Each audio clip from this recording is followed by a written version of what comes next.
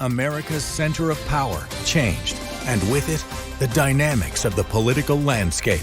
The consequences will reverberate locally, in Florida, on Capitol Hill, and on the global stage. Voters demanded change on the issues that mattered most: the economy, immigration, and social issues.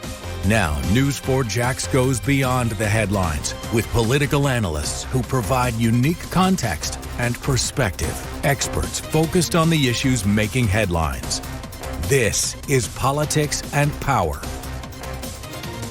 April 29th marked 100 days in office for President Trump. His second term in office has moved at a dizzying pace, and President Trump enacted executive orders and policies with a fury. Intent on remaking the executive branch, he empowered Elon Musk to push aside civil servants and strike fear in the federal workforce. He launched the largest deportation program in U.S. history, imposed then postponed tariffs on Canada and Mexico, imposed tariffs on China. There were worries about a global trade war and the economic impact. It all sparked talk of a recession, retaliated against perceived enemies, and purged the DOJ. And that is just the beginning. Welcome to Politics and Power. I'm Bruce Hamilton. Joining me, News4JAX political analyst Rick Mullaney, also from the Jacksonville University Public Policy Institute. Appreciate you joining us, Rick. Great to be with you, Bruce. Always good to have your context, perspective, and focus. So, Rick, let's start with a bit of history here. The first 100 days of a presidential term took on symbolic significance with FDR, and it's considered a benchmark for performance measuring the early success of a president. It is, Bruce, and there really hasn't been 100 days quite like President Trump's. Go to the objective data. In the first 100 days, over 140 executive orders, the most in history by far. The second most is what you just mentioned, FDR himself, 99 back in 1933 at the beginning of the Great Depression. And it's not just the number, it's the scope and what they cover. Everything. The border, immigration, energy, tariffs, law firms, you name it, it's all in those executive orders. Plus, what he's done in the expansion of executive power is the use of emergency powers, such as in tariffs. Part of where he's gotten this tariff authority is through this emergency legislation. That's being litigated. He's done some of that on deportation. That's being litigated. He's called emergencies on the border and on energy. So for the first 100 days, or certainly one of the hallmarks of those first 100 days, is the expansion of executive power. Not new. You certainly saw President Biden and other presidents pushing the limits of executive power. But as you look over the first 100 days, it has been energetic. It has been at times chaotic. Some people call it flooding the zone. But there's no doubt that during these first 100 days, it has been consequential and it has been really wide-ranging. And what's different now is everything is skewed by social media.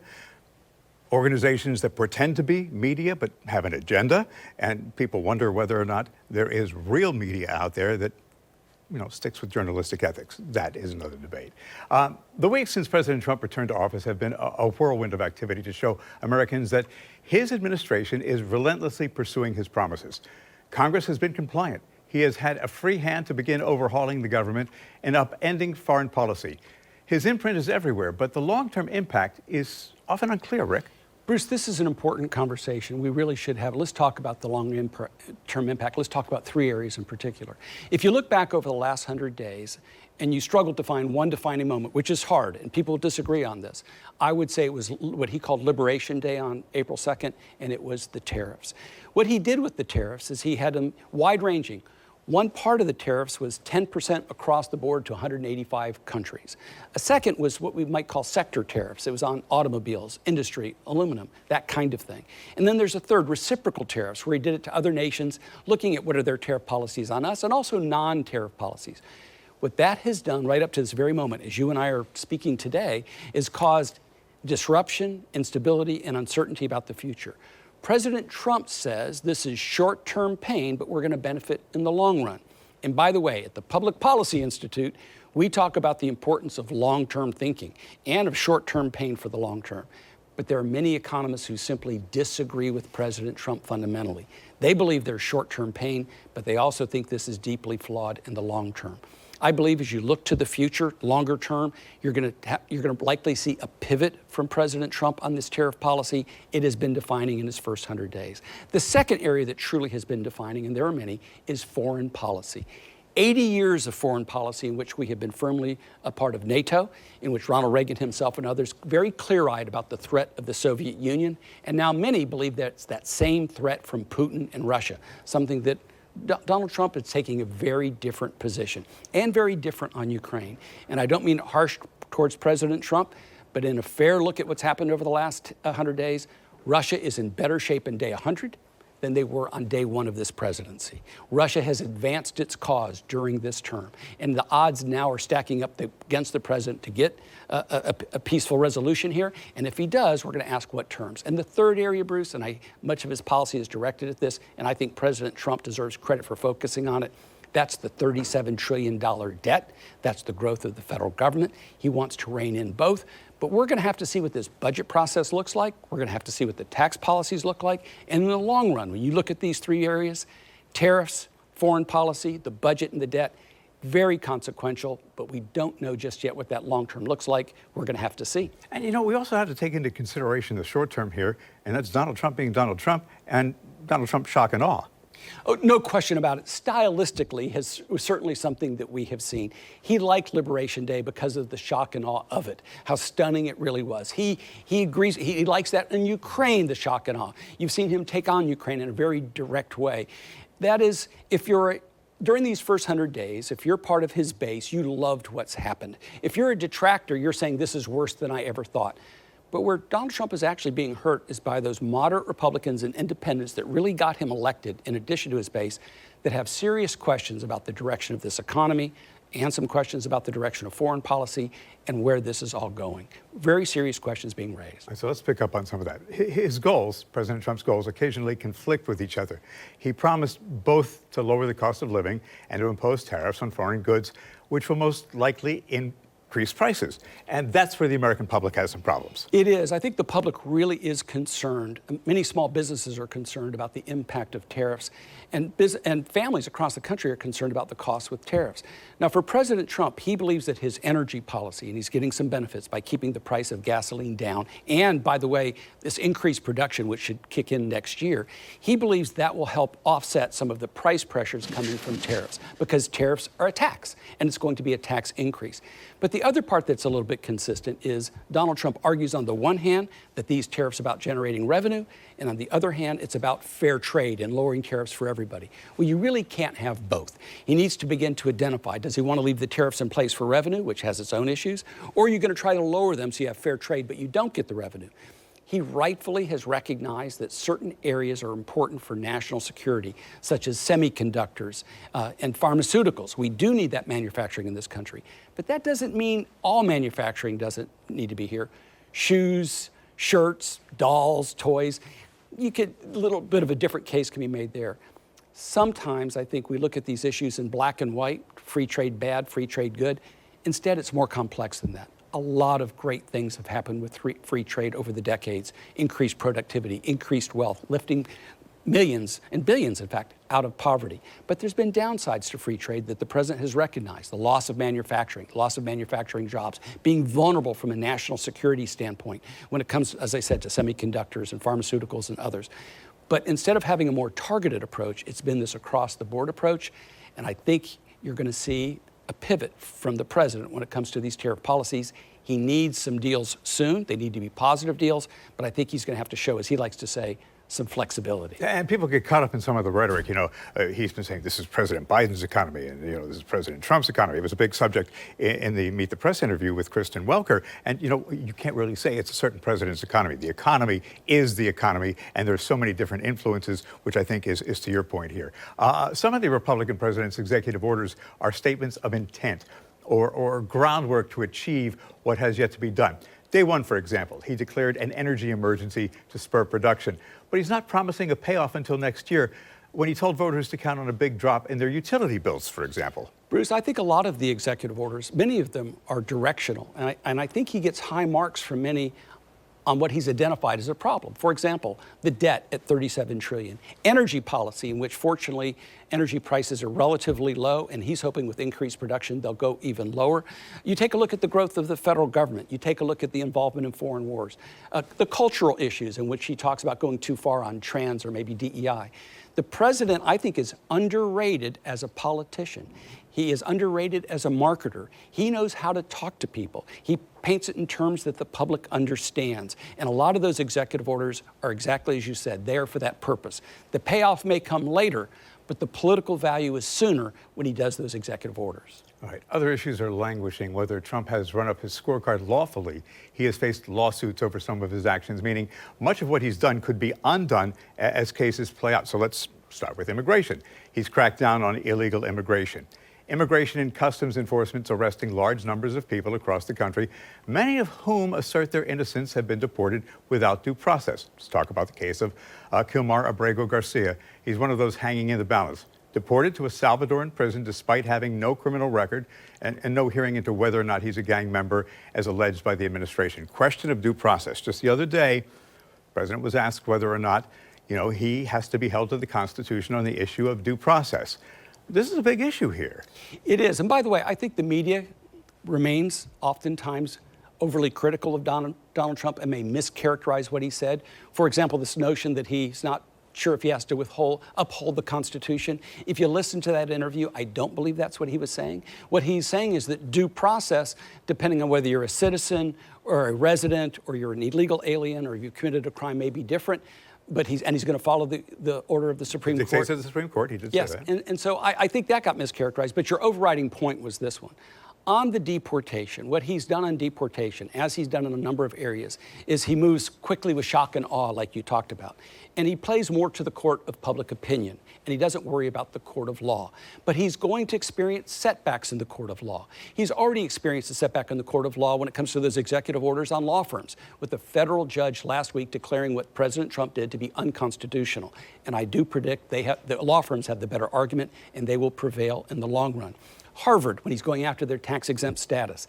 The president may be winning politically in the near term. In the long run, he has an uphill battle legally. Birthright citizenship, he wanted to make that a big issue directionally. In the long run, I expect he's going to lose that litigation. And in this deportation case, he wants to characterize it as this is a bad man, but the Trump administration has admitted that he was deported through administrative error and that there's an order out prohibiting his deportation. There's a passing of the ships in the night here. Is he a bad man or is he entitled to due process? He can actually be both. But the court's also told him to bring him back, and he's not making the effort to do that. And the thing is, procedural due process, we teach this in our courses, means two things. It means notice and a hearing. Mm-hmm. And what the courts have said is he's entitled to notice and a hearing, regardless of whether he's a bad man or not. And this has been this argument back and forth. Donald Trump playing to the base the fact that he's maybe allegedly an MS-13 member. That should be determined in court. And of course, on the Democratic side saying, look, it's not about that. It's about due process, notice and a hearing before you get deported.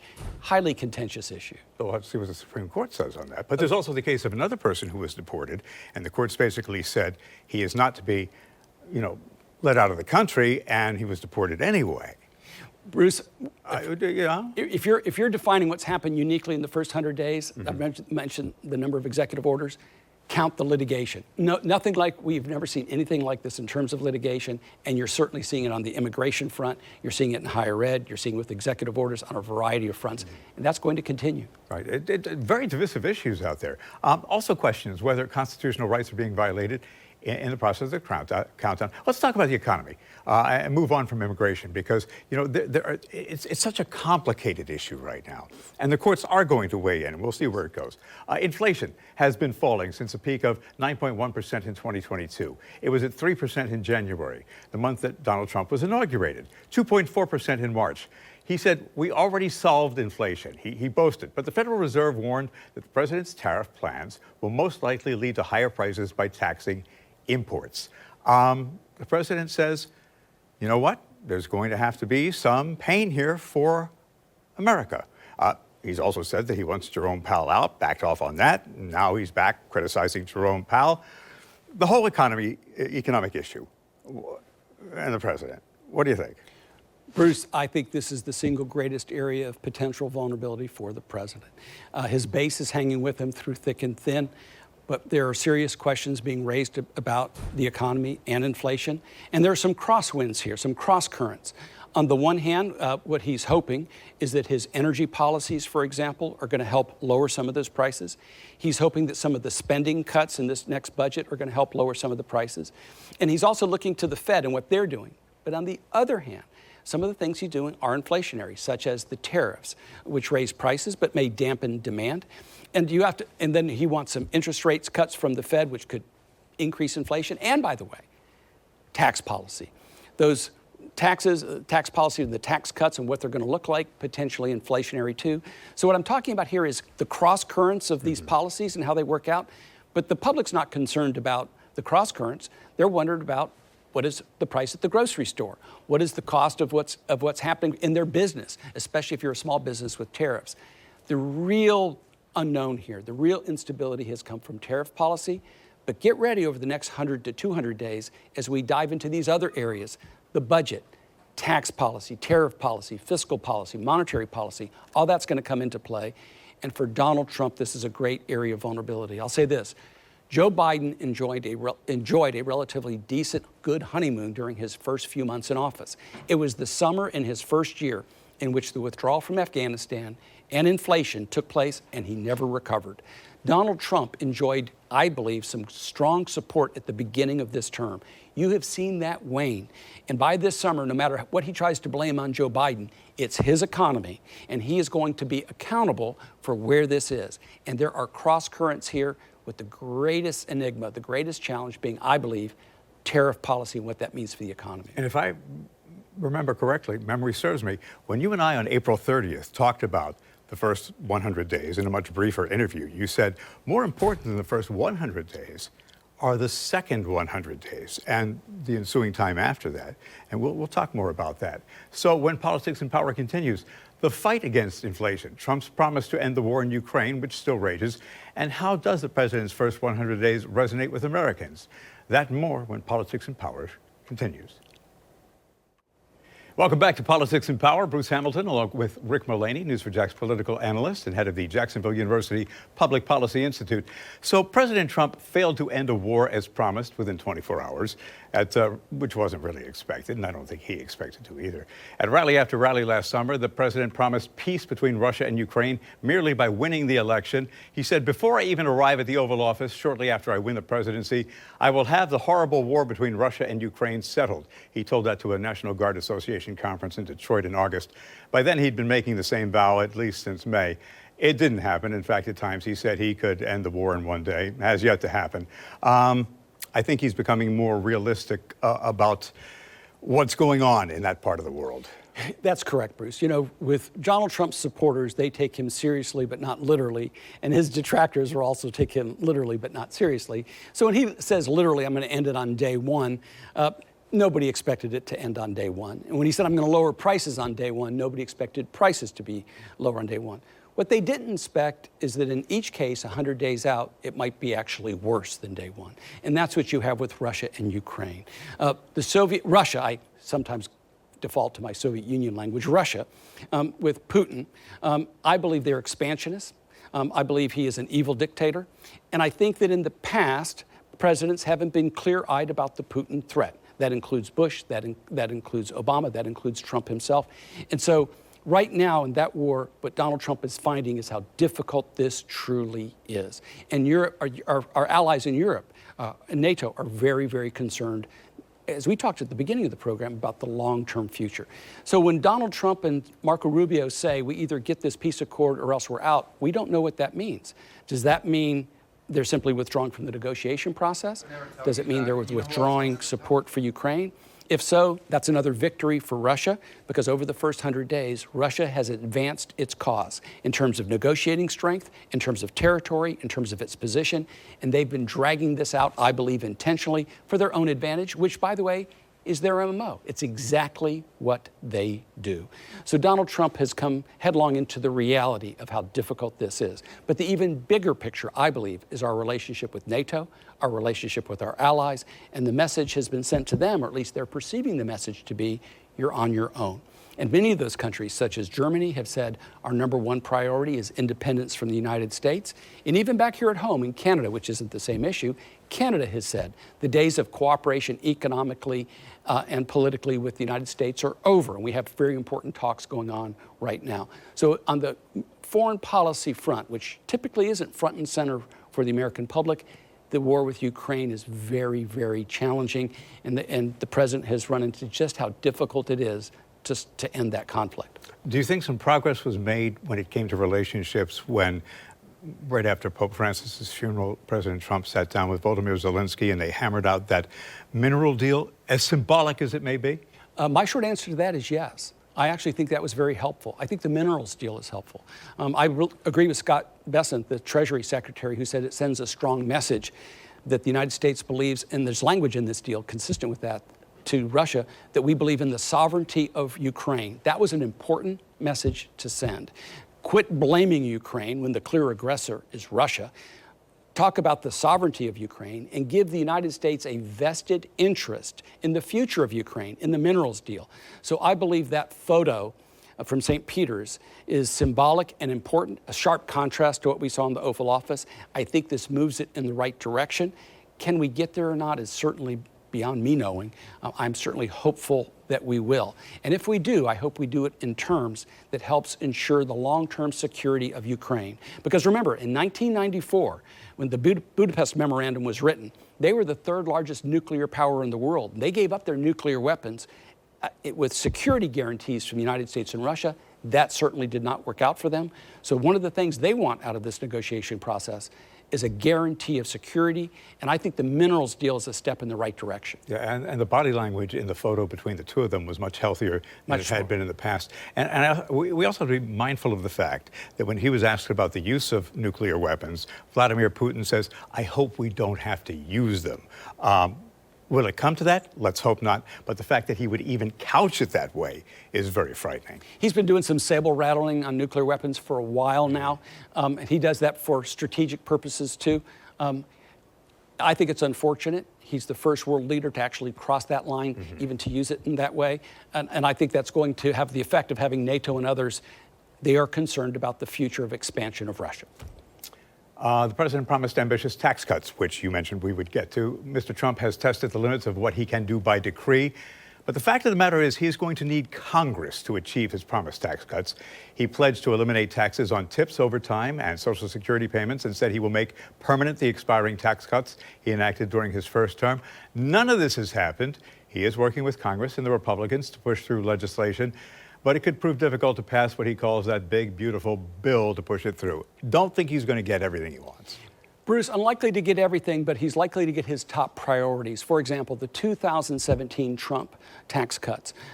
There's going to be a consensus among the Republicans, the majority, thin majority in the House and the majority in the Senate. And they're going to do this through reconciliation, meaning a mere majority in the Senate. They will get those, because they expire this year, those tax cuts will go through. So let's separate that out from the other challenges. Is he going to get all of tax cuts on overtime, on tips, on Social Security? Not so sure about that. Not so sure it's good public policy either, because earlier we were talking about inflation, but we're also talking about the debt. And with Social Security, for example, that's set to run out in 2034. That just simply increases it because that would create a $1.5 trillion hole if you were to do those tax cuts. Very popular with those of us who are around that age, but in terms of good public policy, very questionable. And there's other issues. For example, the SALT deduction, which is very important, state and local taxes in some of the blue states in particular. So let's go back to that reconciliation bill. It's going to contain lots of things within it. There's a framework that's simply been passed, which is the opening salvo. There are many Republicans who want spending cuts. That's fundamental to the future. This is truly unsustainable in my view. When it comes to tax policy, however, I don't expect he'll get all he wants, but he will get those 2017 Trump tax cuts. He'll make those more permanent. We'll have to wait and see what else is in that package. And that could provide the boost to the economy that he needs. That's why he wants the interest rate cut from the Fed. That's why he wants the tax cuts. He believes it provides that boost. Also can be a little inflationary, so sometimes you have crosswinds. Now, the Fed is meeting as we speak right now. They will probably come out tomorrow with their edict, and I think they're going to hold the rate steady this go-round. What happens in the next quarter remains to be seen. Elon Musk, he pitched the idea for a Department of Government Efficiency, DOGE, as we know it, charged with the downsizing of government bureaucracy. The result was more hands-on than anyone imagined. Results were mixed, to say the least. And I think the fact is that Musk lowered his targeted savings in the cost of government to $150 billion after originally promising at least $1 trillion. Questions remain if he'll even hit that target. I think the biggest problem here is they went in with a battle axe. If they had a more measured approach and didn't do it so willy-nilly and just boom, slash, it might have been received better by the public. I was trying to use a measured... Bruce, I actually think that's right. I think the president gets high marks for the direction he wants to take this and identifying the problem. High marks of a $37 trillion deficit, debt. And you've seen Elon Musk talk about that and how it's not sustainable and the threat that it poses. And it does. It is a ticking time bomb. You've also seen this dramatic expansion of the federal government and the need to cut and the need to be more efficient. But as you just said, the problem isn't the direction, the problem has been the execution. And early they were talking about saving $2 trillion. That was always, quite frankly, unrealistic. If you take a look at the $6.5 to $7 trillion federal budget, most of that, close to $3 to $3.5 trillion of it is Social Security, Medicare, Medicaid, another $900 million for defense, another $900 million in interest payments, and before long, you don't have $2 trillion left. And so it's a tall order. But the direction is correct. Shining a spotlight on spending is positive, appropriate cuts. But as you just mentioned, it's the manner in which it has happened. What we've seen in the Trump administration so far has been this tendency to go with things across the board and not to be more nuanced. On pardons, for example, to use one example, 1,600 people, you probably could have justified that some people were in the wrong place, wrong time. But you should probably separate out those who defaced property and certainly separate out those who injured police officers and put them in the hospital. Instead, an across-the-board policy of pardons and commutation of sentences. Tariffs, instead of a targeted tariff policy, across the board on tariffs. Deportation, instead of notice and hearing to some, across the board on deportation. I think what the public is looking for is more nuance. Now, in politics, my good friend John Mullaney likes to say that nuance doesn't work in politics, and I think he's right. I think for Donald Trump, he wins on the politics of this black and white across the board approach. But on public policy, nuance does matter. In law, nuance does matter. And across the board tariffs, as opposed to strategic tariffs, are different. Across the board pardons are different. Across the board for deportation is different. And it's one of those things that has to be addressed. And a lot of times, what you'll see what Donald Trump calls flexibility is actually him coming back to the notion that it needs to be more targeted and strategic rather than across the board. And if you know Donald Trump, you know what he wants are headlines. And, he thinks he knows better than anybody else. But if somebody gets in his ear, and a lot of times it's probably Susie Wiles, cooler heads prevail. I think she provides a steadying influence, but Donald Trump is Donald Trump. And he's going to continue to be Donald Trump. I'd be remiss if we didn't discuss the revenge he exacted on his enemies and the measures he took on the DOJ and Department of Defense. I think there are a bunch of problems with it. Gutting the Department of Defense, Department of Justice, it is just riddled with problems. Well, Bruce, I do think that Donald Trump's detractors have pointed to a number of areas that they put in this category of retribution. They point to the revocation of security clearances, for example. They point to the executive orders on major law firms. They take a look at the investigations of personnel who were opposed to him in his first term. And you take a look at what he's done at DOJ and the defense. People were just doing their jobs. And this has been a source of controversy for a while. Some of this will get litigated. But what Donald Trump has done during these first 100 days is he's opened up multiple fronts. Sometimes it's confrontational with the Fed. And let me just say this. In contrast to Joe Biden, Donald Trump has been far more accessible. And I think that's been a real positive in terms of his openness to the media. Far more, you saw it with an interview just last weekend, far more accessible. He's also been highly energetic. But he's also been very confrontational, which is his style, and disparaging. And that's been true whether it's been the Fed, whether it's been law firms, whether it's been the courts, whether it's been higher education, whether it's been Canada, whether it's been NATO, whether it's been Ukraine. There's a long litany. Mm-hmm. When you open up those fronts, it does become problematic, and this is another one of those areas. All right. Went after the Department of Education. Pillars of education and culture also hanging in the balance, DEI initiatives, lawsuits involving colleges and universities. Civil Rights Act, gutting the voice of America. I was just reading an interview the other day, and the general feeling is that this nation is setting back civil rights more so than it has in many years, since 1964. Well, Bruce, this, in general, I think Donald Trump, as I mentioned earlier, he tends to get the direction right. It's the execution. On the culture issues that you just highlighted, the cultural issues, for example, DEI, the pendulum swung pretty far, and I think he has support on DEI in trying to swing it back the other way, and then people get into the question of, are you going too far? On the higher ed issues, I believe this is a good example of where he's playing to the court of public opinion, and he's going to lose in a court of law. The litigation with Harvard falls in the category of something you've just talked about, potentially retribution for not doing what he wants, when I think the demands on them went far beyond concerns over anti-Semitism and really wanted to create almost a receivership for Harvard in terms of monitoring of their faculty, their admissions, and how they operate. I don't think Harvard had much of a choice, and you'll see that litigation. And these are areas that you've highlighted that are part of that broad fronts that you've seen during these first 100 days that you're going to have to see play out over the next 100 days. How about his supposition that there's this anti-Christian sentiment in the United States? Well, this is a dicey area. Well, Bruce, a lot of times the president, I said it earlier, he's a very underrated as a politician. I think he's a very good politician. He's underrated as a marketer, and he's playing to a base. And he plays to that base well. All right, let's discuss Americans' perceptions of the president's performance. Several polls show significant warning signs on signature issues like the economy and cutting the size of government. For instance, among adults polled for the NBC News Stay Tuned poll, 45% approve of the president's performance compared to 55% who disapprove, has a margin of error of plus or minus 2.2 percentage points. Other polls show similar results, and he's below where previous presidents were at a similar point when having taken office. I don't hold a lot of belief in polls, but that said, a warning sign for Mr. Trump? Bruce, it is a warning sign for the president. And I saw J.D. Vance on television when he was asked about this, and he said, all the polls are wrong. Look what happened in the election. Well, polls have a margin of 2 or 3% error. And if Kamala Harris had done 2% better in Pennsylvania, Wisconsin, and Michigan, she'd be president today. Remember, President Trump got 77 million votes. She got 75 million. He won by 1.5%. If she had gotten 2% more, she would have won. The reason I say that is when you go back to these polls, and there are other polls that show that it's worse for the president, that his approval rating is even lower, that his disapproval is even higher. And there's a margin of error of 2 or 3%. But the big message here is clear.